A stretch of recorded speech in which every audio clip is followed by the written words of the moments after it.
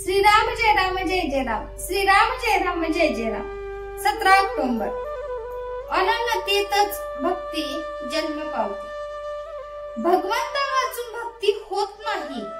ज्याप्रमाणे सौभाग्यवती म्हटली की तिला नवरा असायचाच, त्याचप्रमाणे भक्ती म्हटली की तिथे भगवंत असलाच पाहिजे। भगवंत हा भक्तीचा प्राण आहे। भक्ती आणि माया दोघी भगवंताच्या स्त्रिया आहेत, पण म्हणून त्या सवती आहेत। दोन सवती एके ठिकाणी सुखाने नांदत नाहीत, हा जगाचा अनुभव आहे। मायेला बाजूला करायची झाल्यास आपण भक्तीची कास धरावी, म्हणजे ती मायेस आपोआप हुसकावून लावते। मायेचे वर्चस्व नाहीसे झाले की आपले काम होऊन जाते।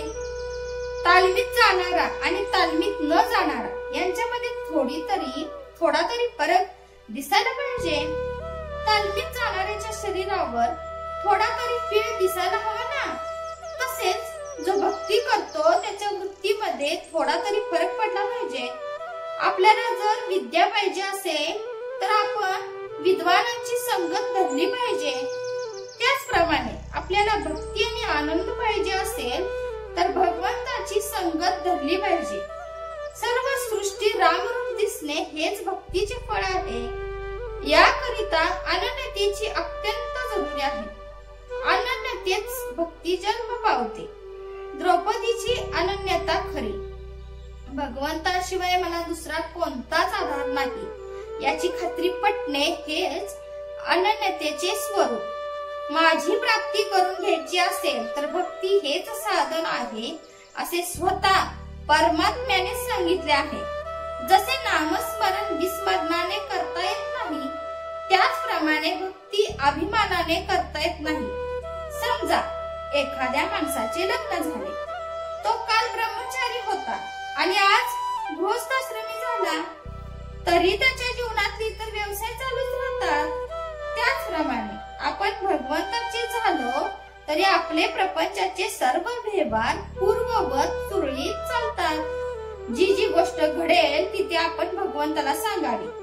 भगवंताच्या अस्तित्वाची जाणीव ठेवण्यासाठी भगवंताला सांगून प्रत्येक काम करावे। भक्तीने भगवंत साधवतो आणि फलाशा आपोआप कमी होतात। म्हणून आपण उपासना किंवा भक्ती वाढवावी। मी देही आहे असे म्हणता म्हणता आपण या देहाचे झालो, त्याचप्रमाणे मी देवाचा आहे असे म्हणत गेल्याने आपण देवरूप होऊन जाऊ। पण हे होण्यासाठी सगुणोपासनेची जरुरी आहे।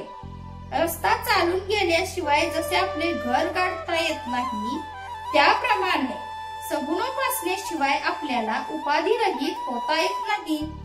राग करता आहे ही भावना म्हणजेच सगुणोपासना आणि हेच खऱ्या भक्तीचे स्वरूप आहे।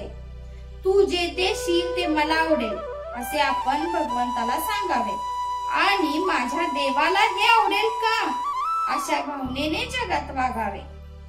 जय जय रघुवीर समर्थ। आजचे बोधवाक्य। घडणारी प्रत्येक गोष्ट भगवंताच्या इच्छेने घडते अशी भावना कायम ठेवणे म्हणजेच भक्ती करणे होय।